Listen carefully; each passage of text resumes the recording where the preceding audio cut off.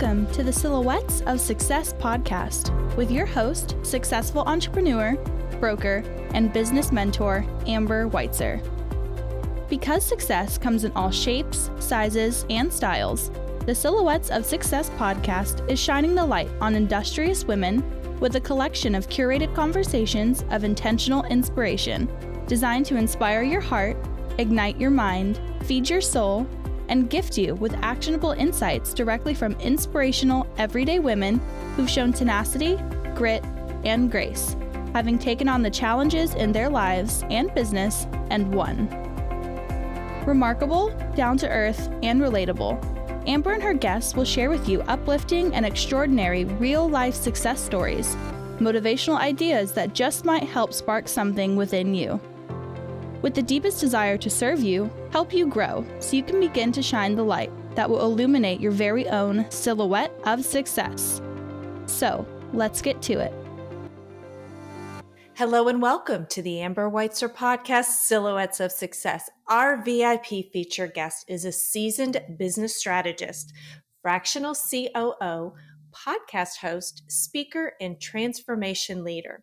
She is a former Fortune 500 executive and is the founder of On Call COO. She's passionate about women in leadership, business innovation, along with being an advocate for high-performing women. She is also a strong voice for domestic violence awareness and family court reform. When not strategizing, she enjoys running, traveling, and cheering on her three sons at their sporting events. Silhouettes, let's bring in Melissa Franks to the show. Hello, Melissa. Hello. All right, my lady, it is a joy to be with you today as you share your Silhouette of Success story. So once again, welcome. Thank you. I'm so happy to be here and be able to have this conversation today. Outstanding. So our audience has grown accustomed to letting me turn the show over to the VIP feature guest to let you share a little bit more about your background. So the stage is yours. Well, that is so kind of you. My background is an interesting one. I like to say that was both an accidental executive as well as an accidental entrepreneur. I, grew up in a middle-class suburban life in a very small town in Northern California, and I went to college close to home and started my corporate career at 22. And really, that career was built on saying yes to any opportunity that showed up. Literally anything, including 9 months in finance, which was the worst yes possibly I ever made. But what that allowed me to do was have a really big portfolio of experience in my 25 years that I worked inside of a Fortune 100 and Fortune 500 company. And my last role in the corporate world, I was a chief operating officer of a technology startup inside of that business. And so I got the pleasure of growing it from 50 million to 350 million in just 3 years during COVID, no less. And when the business was really at a place where it could run itself, I decided to find a new opportunity and entered into the startup world. And I've always loved the startup world. I live in the San Francisco Bay Area. So I did a lot of advising and working with venture capital and early stage startups. And the opportunity was too good to pass up. And as many things are when they are too good to be true, 10 months later, it was out of money. And the founder didn't want to get investors. And so we separated ways and I had a choice to make. Either go back to corporate and be a road warrior again, or start my own business. And as a single mom at that point with 3 boys, one was a teenager, one was almost a teenager, and then an elementary school kid, I made the decision that I needed to be close to home. And so I started On Call COO as a way to be able to, take care of my family and myself and also do work that I really love. That's quite the journey. Sure is. We're going to dive into several of those components that you just shared. But let's go into, is there a typical day? And if the alarm clock or whatever, helps you in the morning start your day, when that day begins, what does a typical day look like for you? Are you structured? Do you have routine that you crave, or are you more spontaneous? I am a type A personality through and through. I always have been. I was a child that could be dressed head to toe in white and not get dirty. My mom loves to tell that story and pull out pictures as evidence that, in fact, as at 3, I could make it through an Easter egg hunt pristine in a white dress. So I sleep is incredibly important. It's one of the things that I did not value while I was building my corporate career. And so I had a goal in 2024 to be able to structure my routine, my personal routine, in a way that allowed me to operate without an alarm. So I naturally wake up somewhere between 4 a.m. and 5 a.m. every day of the week. And that is my time. I have teenagers in my house. So when it's not a school day, they can sleep like nothing I have ever seen before. So I wake up naturally. I make some coffee, and then I have pretty typical day. I peruse the news. I set a timer because I love current events, but I don't want to inundate my nervous system with doomsday things. And so I do that for a while, and then I usually just get to work and get 2 or 3 hours worth of work in before I need to start the day, either with school drop offs if it's a weekday, or getting the kids to their activities if something else. And if it's a weekday, the day is incredibly structured, and it's structured around the kids' schedules.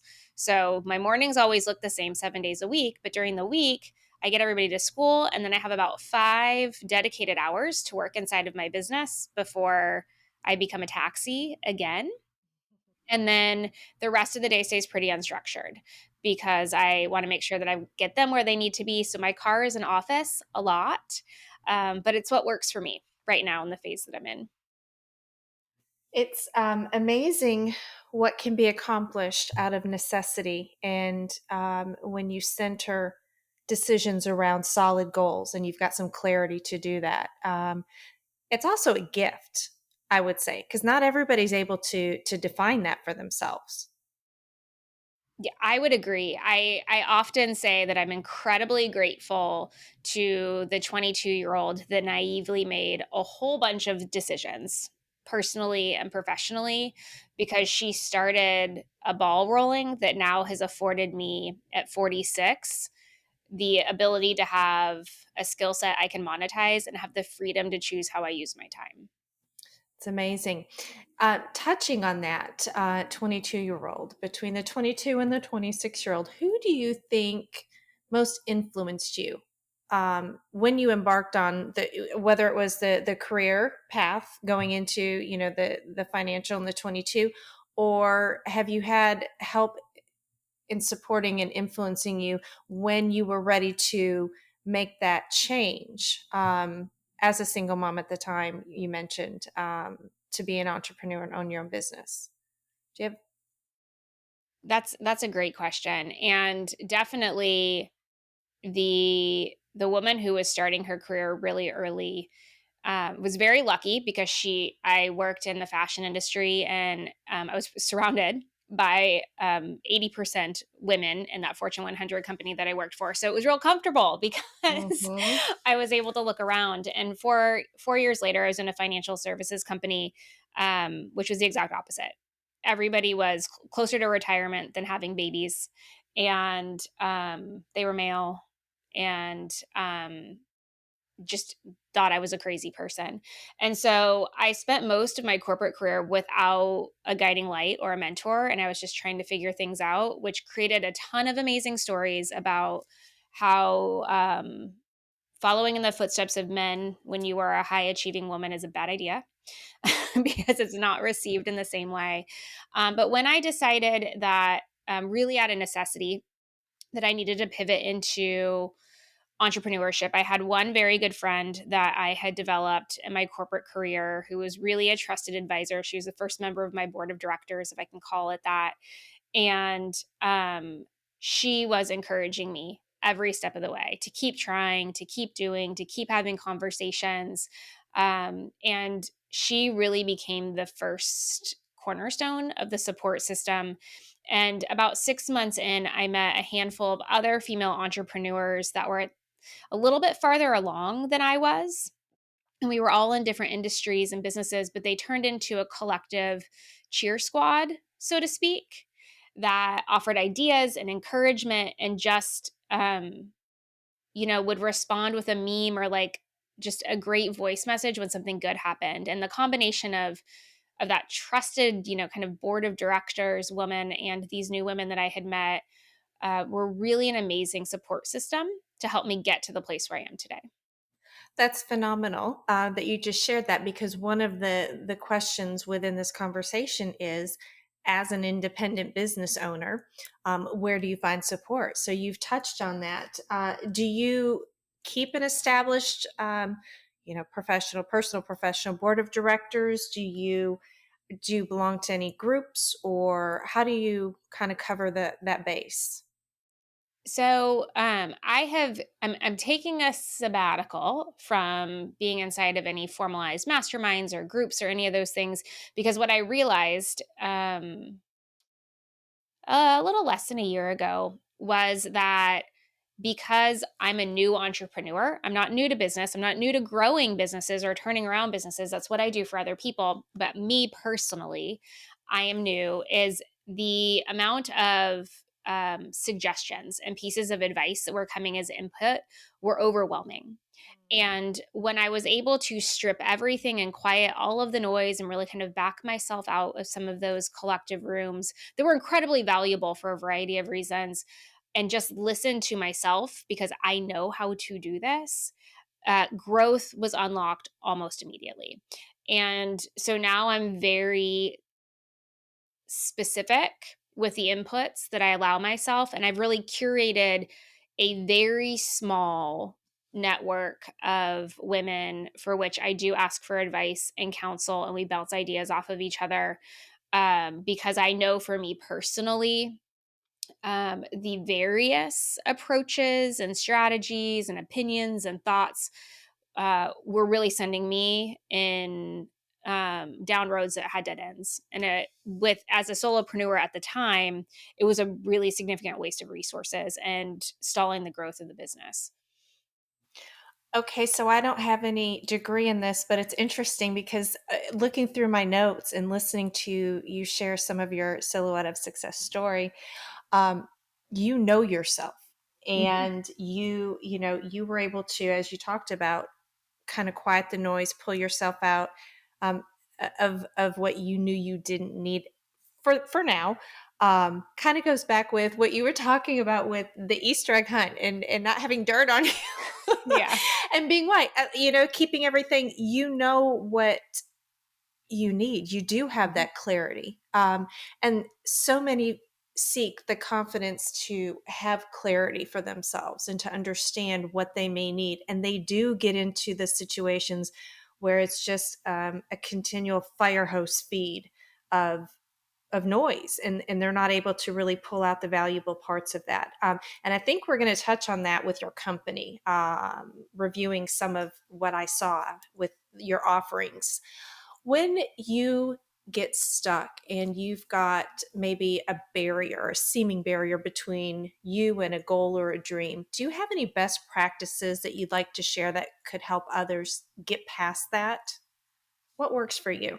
So this is something that I do with every business owner that I work with. Every single one. It is the absolute first step. We do not pass go. We don't collect $200 until we do it. We spend as much time as necessary defining why we're doing this to begin with. What's the vision? What is the life that when you decided to go all in, push your chips in, start the business, what life were you working towards? Where do you live? How do you spend your time? How are your days structured? Who's around you? Where do you vacation? Whatever those things are, everybody's vision is different. And that becomes the North Star. So as there are challenges that we're trying to overcome in the business, or there are setbacks, or we need to pivot the strategy, my business included or anybody else's, we always go back to that North Star and say, if we take this decision and head in that direction, is it going to get us closer or farther away? There was one business owner that I was working with at the beginning of the year.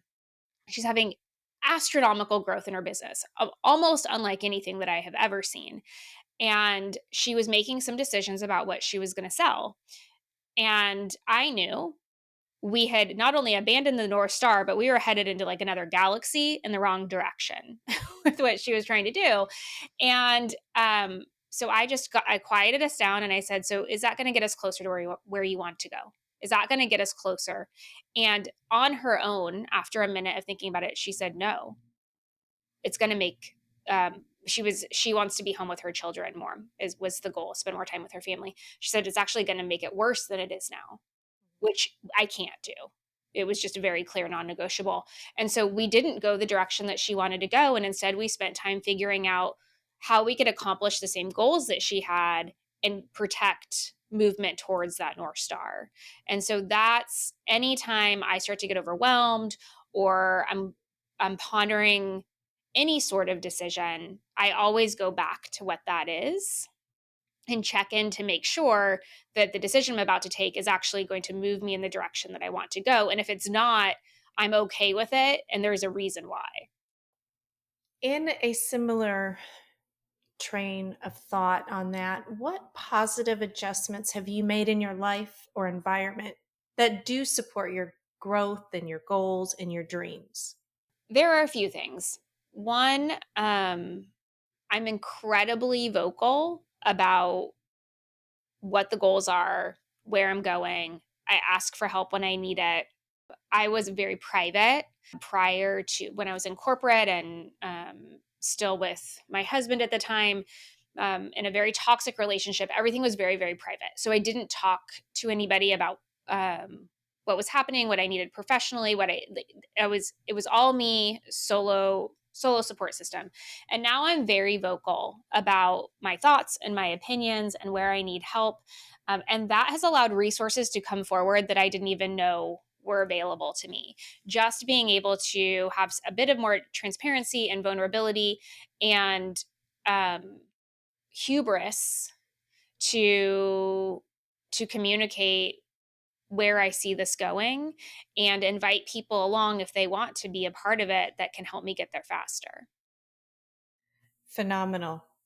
Talk to us about On Call COO and the inspiration that led you to launch, and share some of the, I guess, benefits and assets that you offer to your customers and clients. Fill us in. Yeah, On Call COO is my baby. So when I was in corporate, I had a pretty healthy network towards the end of C-suite executive women. We met often, and we helped each other solve problems. It was a great way to kind of end that stage of my professional journey. And during COVID, a significant number of them all left their corporate roles to start something on their own for a variety of reasons. And every single one of them failed. Every single one. Not one of them made it out the other side successful. And because I'm curious, I asked every single one, what happened? How did it go? There was always a different story, and the root cause was always the same. They had either partnered with or sought out advice from somebody, and it was just flat out wrong. It was not sound business advice. And these were incredibly smart women, chief marketing officers of very big brand names that any of your listeners would know, chief people officers. Like, they're incredibly smart. They just didn't know how to run a business. And so when I started On Call COO, my mission really was to solve that problem, to counteract the business strategists that are out there and the consultants out there that don't actually have the credentials and the expertise and can send entrepreneurs into really dangerous waters by providing what they believe is good advice or strategy and really is just off the mark. And so On-Call COO is founded to support the female entrepreneur. I want us to be able to say, someday in the future, that we materially impacted the market share of women who own businesses in the United States and more if we get there. And I really support businesses that are 3 million plus, because by the time you get to 3 million, you know your business, you know what you're selling, you know who your clients are, you figured out how to do it over and over and over again.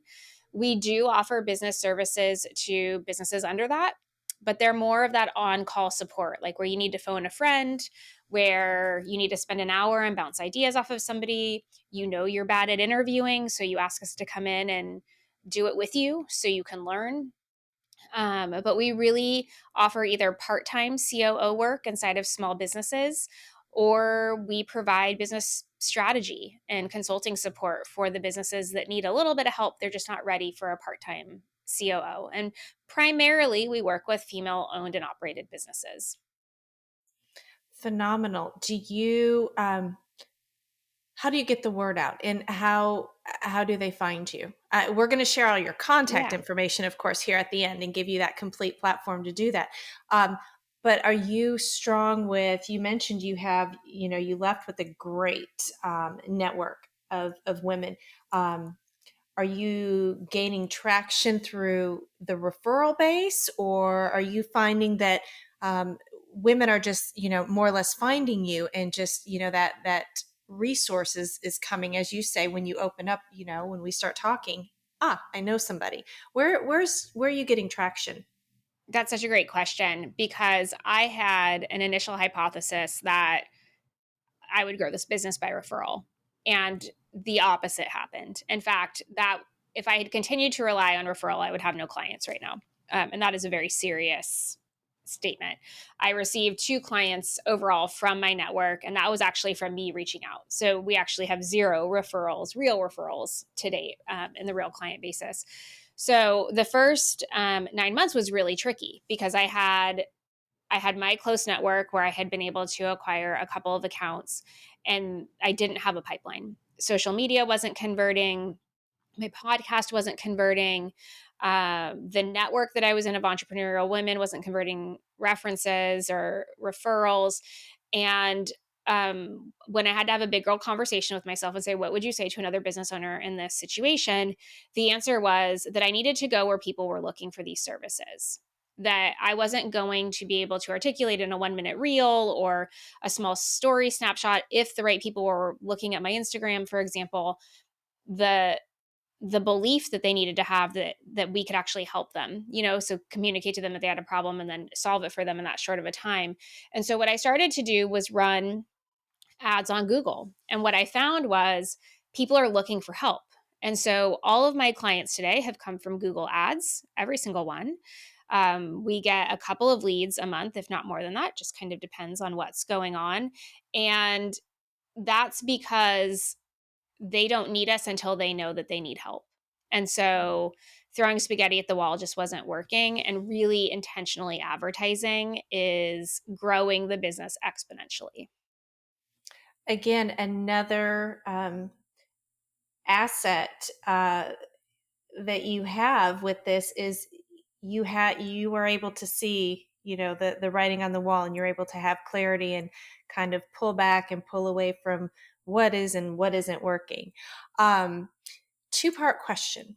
So was there ever a specific point in time, event, or key situation in your professional career that forced you to take a monumental shift? And you might have shared one of them.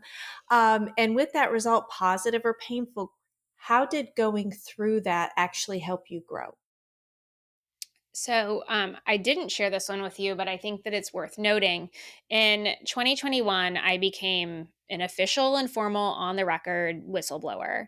And I knew when I did that I put a ticking clock on my role inside of that global organization.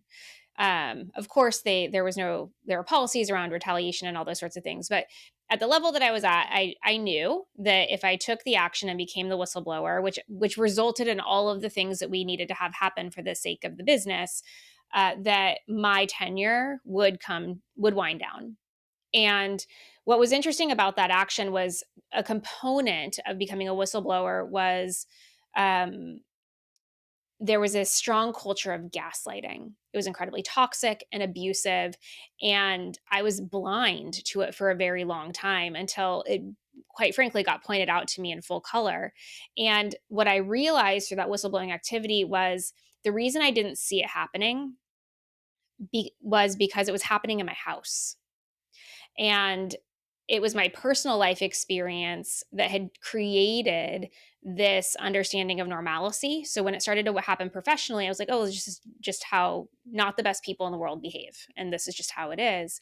And that moment of clarity when I stood up, very loudly and said, this isn't okay, was the moment in 2021 where all of the plates started to shift. I went through a very significant personal development journey. I knew that I needed to leave the marriage that I was in and began starting to work on that. And I also started to make very different decisions about myself professionally because my priorities had changed so much. I really kind of took my life back at that point. And that has provided so much clarity that it's with ease that I move through these transitions that occurred after that. When do you feel your greatest sense of satisfaction? I would say that it's when I work on a strategy with one of my clients and it yields the result that we're looking for. And that can be small things, but when I have a client say, I'm not working at night anymore, or I'm not worried about paying our monthly operating costs, or this is the first month that I can tell you can go a little over budget with that vendor because I know we have cash in the account. And they just have this peace of mind moment, or they're able to actually move closer to their vision. That's when I have the greatest satisfaction, because we do the work that we do in On Call COO so that these entrepreneurs can have a thriving business to enable the life that they really imagine for themselves. And when we get those little wins, it's the best in the world. We all, I would say, crave resources, whether it be to perhaps inspire, uplift, expand our minds. Do you have a favorite book or mentor or author that you'd want to share with us, and what makes it a favorite? I am a content junkie. So I read a ton of books. And I think that a really good book for everybody, and I can't remember the author right now, but a really good book for everybody that's in entrepreneurial space to read is Buy Back Your Time. It really talks about how to leverage highly skilled professionals so that you can delegate the things that you don't need to be doing, so you can spend your time really doing the things that you're gifted at that nobody else can do. It's a really great book for every entrepreneur, whether they're a solo entrepreneur or they have a team. That's fantastic. I tell you, I have bookshelves here, and that is one of the questions I always ask. That is the first time I've heard that title. So, of course, audience knows we'll have a link to it. So I'll look it up, but I've never heard of that book. Oh, Thank it's you. a fantastic book. It'll Yeah. change everybody's life. It really will. Well, It really ta-da. will. Okay. All these leaps of progress and clarity, and just honestly excited about the inspiration and your ability to help based on what you've gone through and what you have created. So, all right, my lady, I'm watching the clock. I've got a couple more quick questions. Is that okay with you? Yeah, it's great. Super. The audience has also become accustomed to hearing maybe kernels of sage advice or key inspiration. We call it intentional inspiration. Do you have a piece of key go-to advice that resonates with you, that was shared with you, or that you share with your clients? Maybe it's a quote, anything you'd want to pass on. So one of the things that I say often, there's actually two pieces of advice that I would give that I say often, is that data does not do drama. So small businesses can become emotional powder kegs And if you are able to leverage data in your decision making and your evaluation criteria, and you just figuring out what's going on, it diffuses all of the emotions, because data and drama just don't mix. So that would be the very first one. I recommend to everybody to figure out 1, 2, 5, et cetera, metrics that they should track in their business to help them make decisions. It will really help everybody reduce their stress levels in their business. And the other one that I have been saying, I think I've probably been saying this for over 20 years, is simplicity wins. Entrepreneurs are adrenaline junkies. They may not be jumping out of airplanes. They may not be in the X Games, but they are constantly looking for the next thing that they can do in their business that's going to bring $1 million in.